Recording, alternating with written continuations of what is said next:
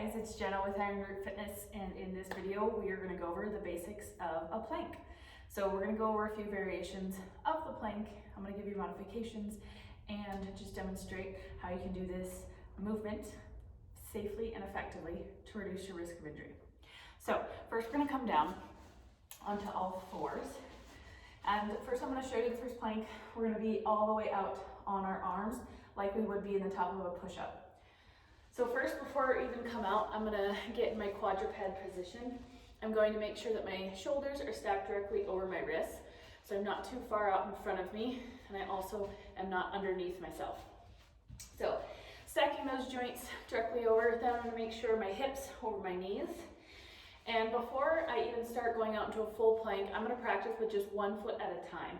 So here I'm gonna make sure too that my belly isn't drooping towards the floor and my lower back is arching. So I'm gonna make sure I'm gonna find my neutral spine. My low belly is gonna draw up and in, and my transverse abdominals, which is the core muscles that wrap from the back, they go in this direction all the way to the front. We're gonna keep our ribs locked into our hips, and those are those muscles that do that best. We also have our internal and external obliques that are gonna fire. So low belly up and in, we're gonna lock the ribs to hips. So try to imagine one straight line here. I'm open. You can also imagine an open pair of scissors where my ribs are flaring and my pelvis is flaring. Now I'm gonna close those scissors and find my neutral spine. So that low back will be a little bit flat. So first I'm gonna start with one leg going out, and I'm just gonna make sure, can I even hold this position, which is one leg out, and still keep the ribs locked into the hips. So this is a great place to start to work on your plank, is just 1 foot at a time. Do both sides, and also make sure that you can keep those hips nice and even. So I'm not lifting a hip up, and I'm also not drooping my hips down towards the floor. So I don't want to be a human slinky and moving all around. I want to be nice and tight and keeping that core locked in. So from here, if I can keep this position, and I can also breathe while holding that core engagement, I'm gonna see if I can practice both knees. So from there, I'm gonna really have a tight glute squeeze in my glutes that keeps that pelvis where it needs to be, keeping those ribs locked into the hips. Another option you can do is bringing your knees back just a slight bit. Then you're gonna come over, so the shoulders will still be over the wrists. But now I'm just doing a half plank on my knees. So I'm still having my tail slightly tucked to lock the ribs to hips. I can move my knees even farther back and come out. And I can practice my plank from here. When I'm ready, 1 foot, and then when I'm all the way ready, both feet. So with my upper body, I'm really making sure that I'm pressing both hands through the floor. It'll create a little bit of separation in the shoulder blades. So we don't want to be with the shoulder blades tucked at the ears in our plank. All right, so those are some of my tips for doing a plank full out. You can also do planks on your forearms, especially if you have wrist issues.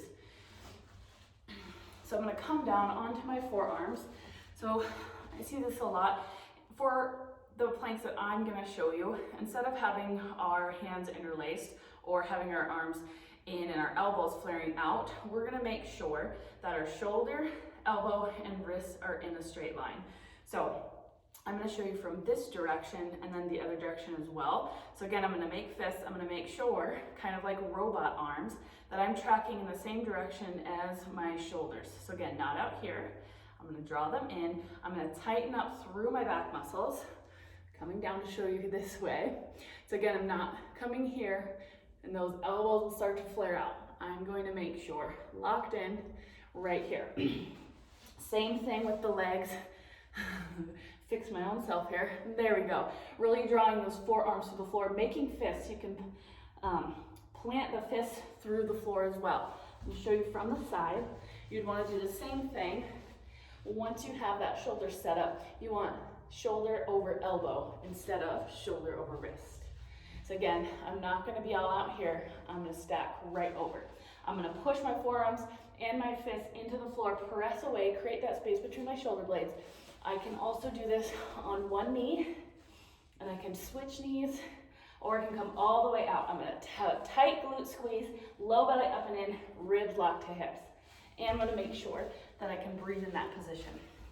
Another option to modify these is to find a bench or a chair, something elevated, so that you can try these planks on an elevated position. That way you don't have the whole weight of the body on their plank. So that is a way to modify that, and I'll show you that here with this bench.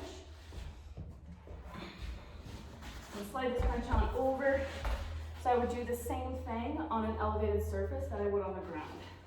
So here I can come out, and maybe if I'm on the floor and I can't get my feet all the way out and keep that core locked in, if I don't have that strength yet, I can come up on an elevated surface, and more than likely I will be able to have both of my feet out and to be able to hold this position for a little bit longer than I would on the ground.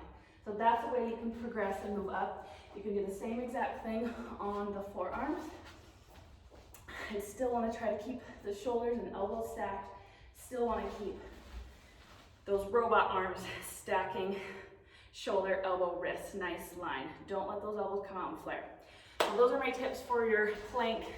So hopefully you can use those. Again, start where you need to. You can always progress and move your way up. But it's really hard if you start at, let's say, level 5 and you're at level 1. It's a lot harder to go back if you start at level 5 and you're not ready for it and injure yourself.